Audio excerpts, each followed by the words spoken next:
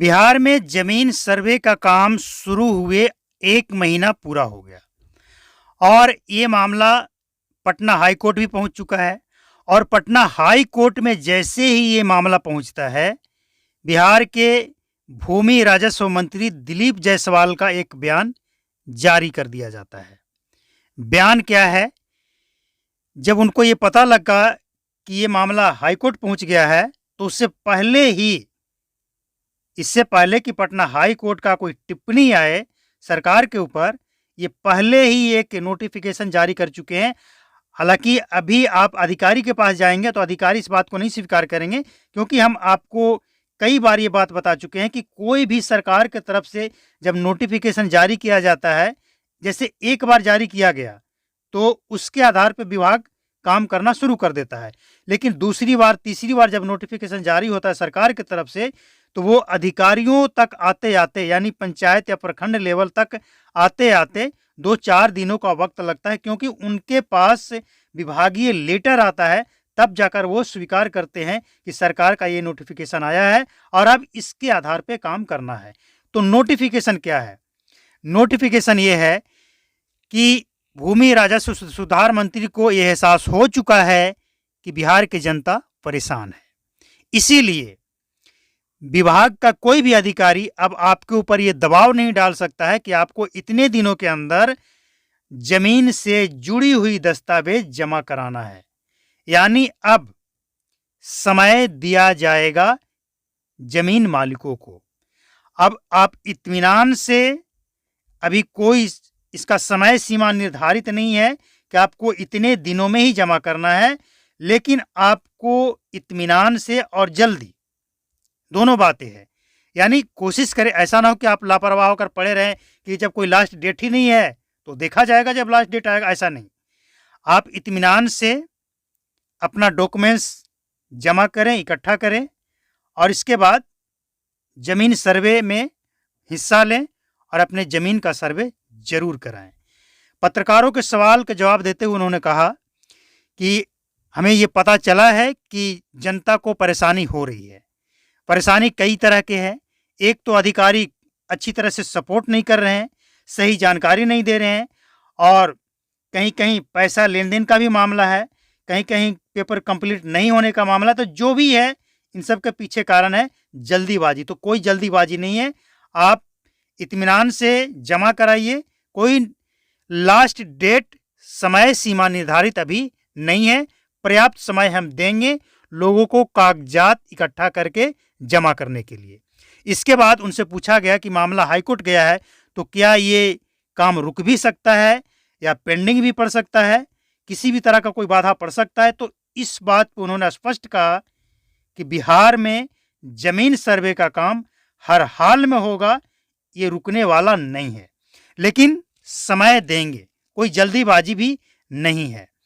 और एक बात और उन्होंने कहा कि इस तरह की जो अफवाह फैला रहे हैं कि बिहार में जमीन सर्वे का काम रुक जाएगा, ये हो जाएगा, पेंडिंग हो जाएगा, ये सारी बातें वो लोग फैला रहे हैं जो सरकारी जमीन पे कब्जा करके बैठे हैं या किसी का जमीन पे कब्जा करके बैठे हैं।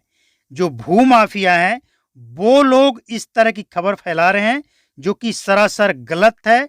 सरकार की तरफ से अभी तक ऐसा कोई भी नोटिफिकेशन जारी नहीं किया गया है कि बिहार में जमीन सर्वे का काम पेंडिंग पड़ सकता है, रुक सकता है या नहीं होगा, रोक दिया जाएगा। ऐसा कोई नोटिफिकेशन नहीं है। अब तक जो नोटिफिकेशन वो ये है कि जमीन सर्वे का काम हर हाल में होगा, लेकिन जनता को पर्याप्त समय दिया जाएगा। और ये जो 1 महीना कंप्लीट हुआ है, ये पहला फेज है, तो पहला फेज में और ज़्यादा समय दिया जाएगा।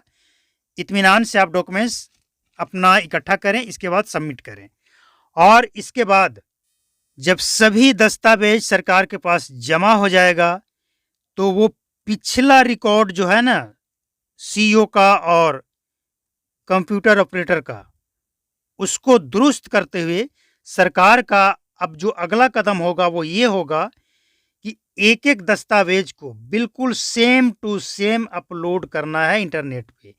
कहीं कोई गलती, कोई मिस्टेक नहीं होना चाहिए, न किसी का खाता, न किसी का प्लॉट, न किसी का नाम, न किसी का कोई भी चीज गलत नहीं होना चाहिए। इस बात का विशेष ध्यान रखा जाएगा।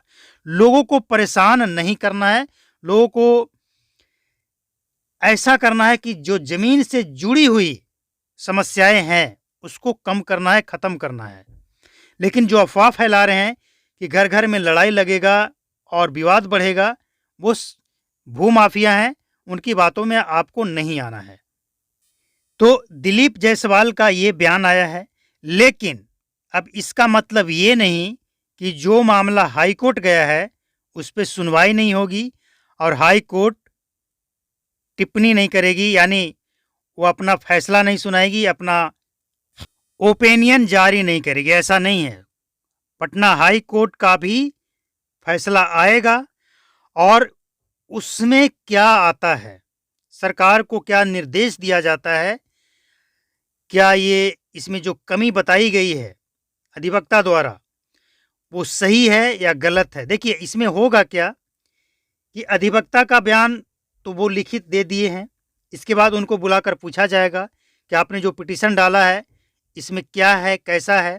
इसके बाद सरकार का भी पक्ष सुना जाएगा, इसमें वक्त लगेगा थोड़ा।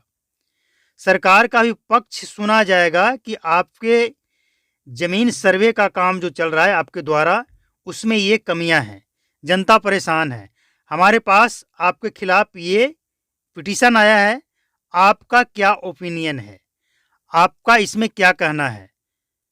इसके बाद दोनों पक्षों की बात सुनने के बाद कोर्ट को जो लगेगा, इसके बाद जो भी फैसला आएगा कोर्ट का, उसके हिसाब से बिहार सरकार को काम करना पड़ेगा, क्योंकि कोर्ट से ऊपर सरकार नहीं है।